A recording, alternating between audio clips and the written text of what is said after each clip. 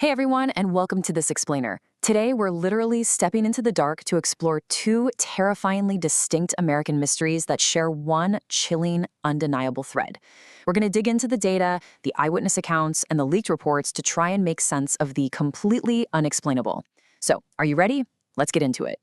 There's someone here, but it's not human. Just let that sink in for a second. That is not some cheesy line from a horror movie script. It's a reported transmission from a deeply classified military operation, and it perfectly sets the tone for exactly what we're unraveling today. All right, starting off with Section 1, the inhuman encounters. We're going to begin with a modern urban encounter. I want you to picture this. It's late at night in Chicago. A young woman is walking home alone. The streets are completely, almost unnervingly empty. Try to insert yourself right into this silent, freezing scene. There are no cars, absolutely no people. The only thing breaking the total silence is the sound of the distant wind howling between these massive buildings.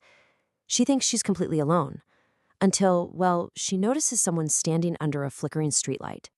Okay, let's break down how this encounter escalates, because it totally defies normal human behavior. First, the man is just watching her. He looks mostly normal, right? He's tall, thin, wearing an old black suit and gloves. But his face is stretched into this huge, unnatural grin from ear to ear, and he never blinks.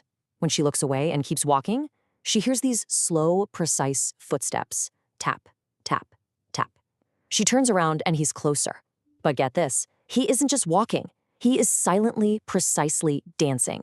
His arms are twisting in these unnatural ways, swaying like a puppet on strings. When she crosses the street, he mimics her perfectly. And then, the dancing just stops, and he begins walking straight toward her, fast. Now, what makes this truly terrifying is that this wasn't just a one-off incident. After this terrified woman shared her story online, other people started reporting the exact same figure across America. We're talking different cities, different years, totally different victims. But the accounts remained terrifyingly consistent. A tall, black suit, that unnatural ear-to-ear smile, the bizarre silent dancing, and eyes that were cold, empty, and just completely emotionless. So when the man got close enough to the woman in Chicago, he leaned forward and whispered this broken, strange sentence. It sounded almost like English, but not entirely human. And then he just simply stepped backward into the darkness and vanished. That sheer primal dread is echoed by pretty much every single witness who has reported seeing him. As one account perfectly summarized the terror, they just said, "It didn't feel human." And actually, this isn't just some modern internet phenomenon. Internet investigators dug deep into the archives and found records of this grinning stranger dating way back. We're talking old newspaper records from the early 1900s describing a grinning stranger terrifying night owls. Even older American urban legends talk about a laughing shadow man. But there's a catch. There is one specific condition for his appearance. Witnesses claim he only ever shows up when the streets are completely empty. Basically, he waits until you are utterly alone. That brings us to Section 2, the vanishing of Agent Black. That overwhelming feeling of total isolation is the perfect pivot to our second case study, and this one is far away from the concrete alleys of the city. We're shifting gears from an urban legend to a reported Cold War cover-up. The year is 1986. We're looking at a remote, abandoned radar station hidden deep inside the frozen mountains of Alaska. Paint a vivid picture in your mind of the absolute wilderness isolation here.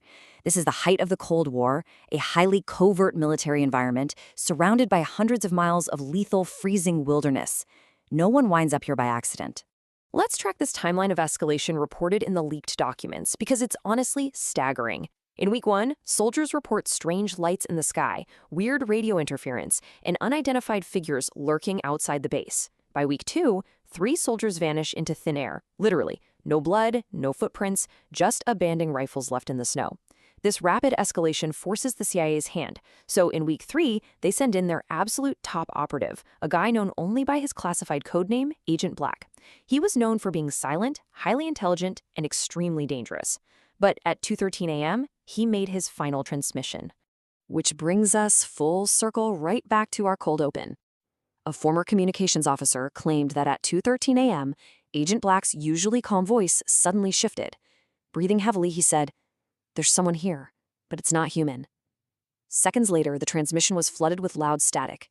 Then gunshots, screaming, And finally, just dead silence. So, here is the absolutely crucial point. It's what the military rescue teams allegedly found when they arrived the very next morning. The base was completely empty. No soldiers, no Agent Black, no bodies. But they did find strange burn marks in the snow. They found these thick metal doors inside the facility that looked like they had been melted from extreme heat, with equipment literally fused into the walls. And most impossibly, they found footprints in the snow that just suddenly stopped in the middle of nowhere, like whoever made them just instantly vanished into thin air. Moving into Section 3, Secrets of Project North Star. What supposedly followed the incident is basically a textbook study in government secrecy. According to claims from former military insiders, the government's response was swift and resulted in an absolute erasure of the event. The military permanently sealed the area. Maps were reportedly altered to just completely remove the base. Documents simply disappeared. Personnel were transferred or forced to sign lifetime secrecy agreements. Years later, investigators uncovered a name tied to the incident, Project North Star.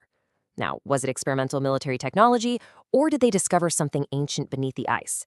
Look, we don't know, and we aren't here to take sides either way, but the reported cover-up is fascinating all on its own. But wait, here is the detail that will genuinely chill your blood.